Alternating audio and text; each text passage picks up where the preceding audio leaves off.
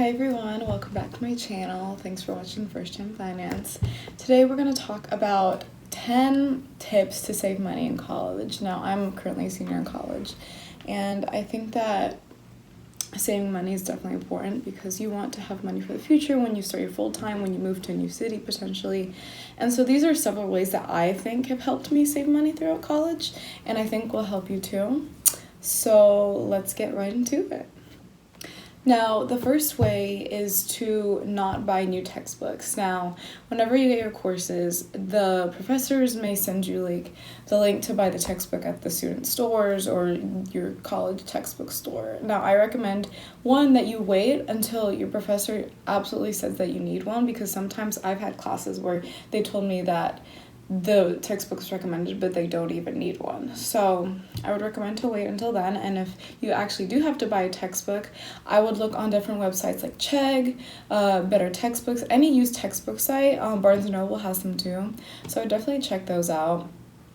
I'll show a few links in the following, but I would also say that there's several websites that have textbooks and PDFs. You can just look up the name of the textbook and the PDF will just show up on Google, which is amazing. It saved my life so many times.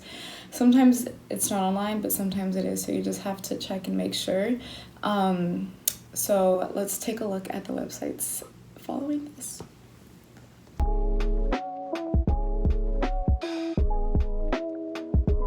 Now, my second tip for saving money in college is to take your student ID everywhere. I had no idea how many student discounts there were. For example, my favorite ones are Spotify. I have the $5.99 a month, which you get bundled with Hulu and Showtime, which is amazing. I also do the Amazon Prime. I don't have it anymore, but when I used it was great. And there's so many restaurants and clothing stores that have discounts for students, such as Nike. There's Auntie Anne's, my favorite store in the mall. And I think there's so many more, and so I would say take your student ID everywhere because there's discounts that you might not even know about. And every time you have to register, just ask if they have a student discount. Maybe they do, maybe they don't, but it doesn't hurt to ask. So that's the third tip.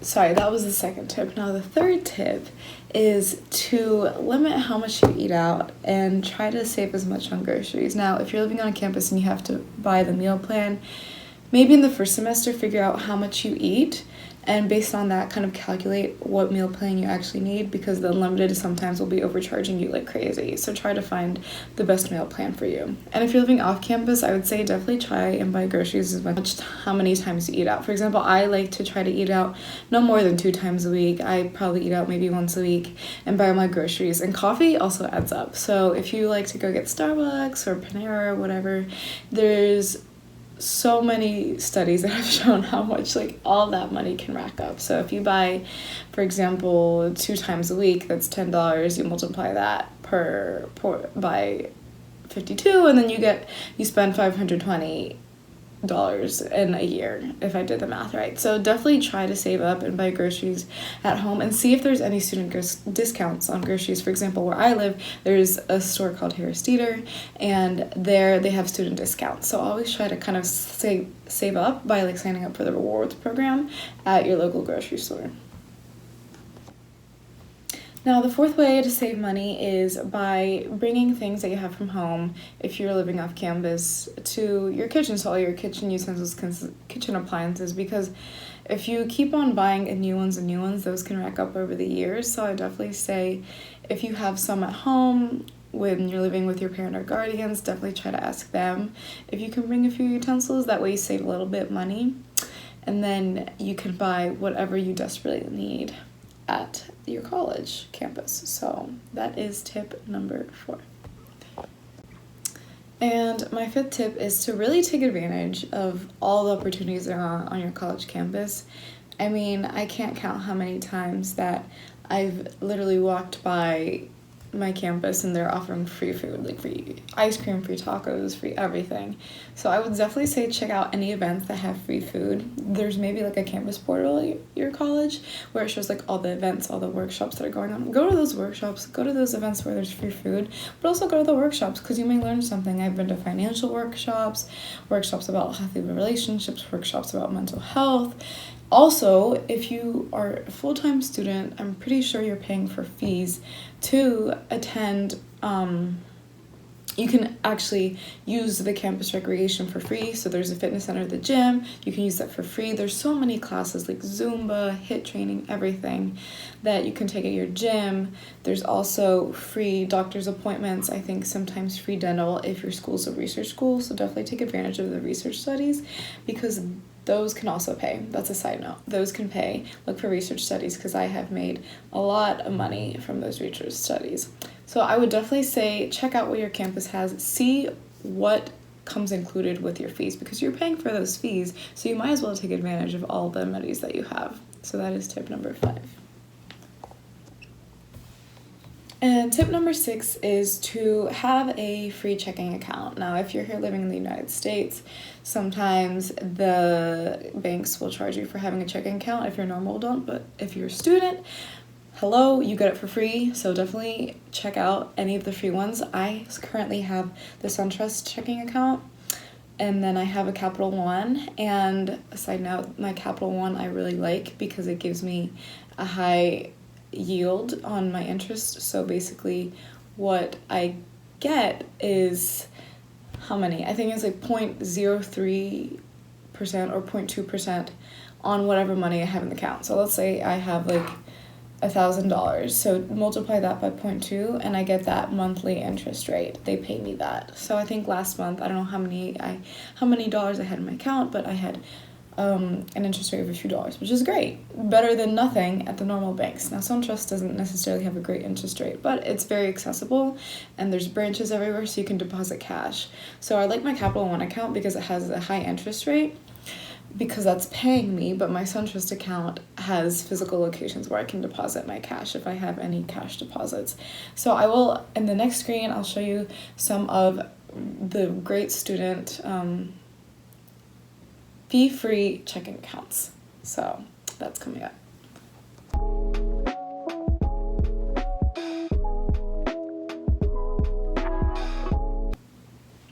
Now, my 7th tip is to have a no-fee credit card.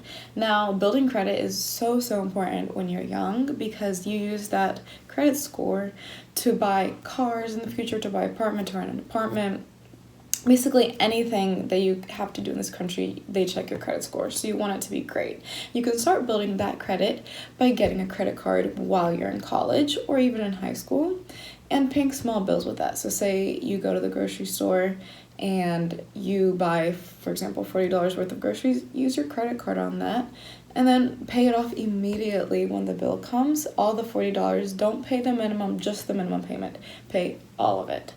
So I will talk more about credit and credit scores, but I would say there are several credit cards that are no fees for students, so take advantage of that. I currently have the Discover card. There are many more that I'm going to show on the next screen, so that's my 7th tip.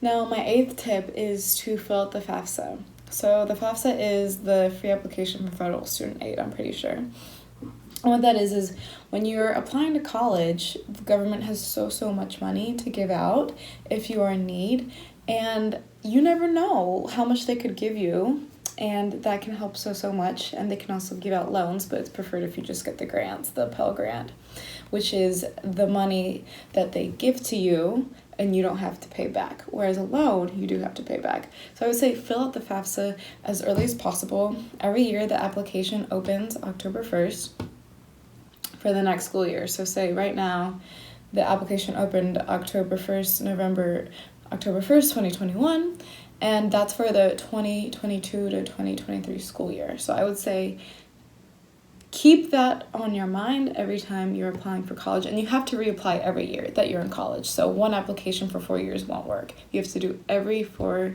year. So that's my tip. Get FAFSA, get those grants, secure the bag from the government. So yeah.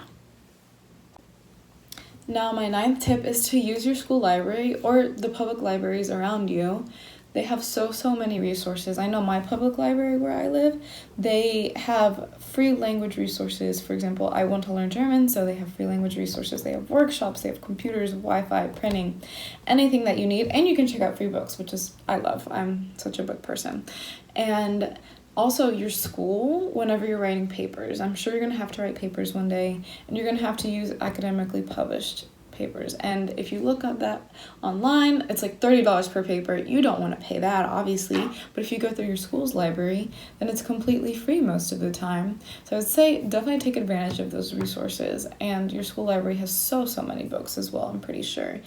And they also have people there to help you for research papers or even for starting a business. Like they have, for me, they have an entrepreneurial librarian, which is great because I want to start my own venture one day. So I learned from her, learn how to do market research and everything. So take advantage of the resources that your library has. So definitely contact your school library or your public library and see if there's anything that matches your interests. So that's my 9th tip. Last and final tip, the 10th tip, I would say is to sell your textbooks. Now, I would say that sometimes textbooks you can't really sell because they're very specific to the class, but sometimes if you're in a general chemistry, general biology, general math, or general computer science, you can sell your textbooks online or you can sell them to people on campus. Just put it in your campus Facebook group, I'm sure there's one, and be like, hey, I'm selling my textbook. Sell it at a cheap price or sell it at whatever price you want. Get the bag, like I said. And you can also sell it online, I think, to Chegg, to Barnes & Noble, and they'll pay you a certain amount. I think they'll pay the shipping as well. I personally haven't had experience with it. I've just sold it to people on my campus, but I would say definitely try to get some of that money back that you have lost buying these textbooks if you ever needed to buy them. So that's my 10th tip.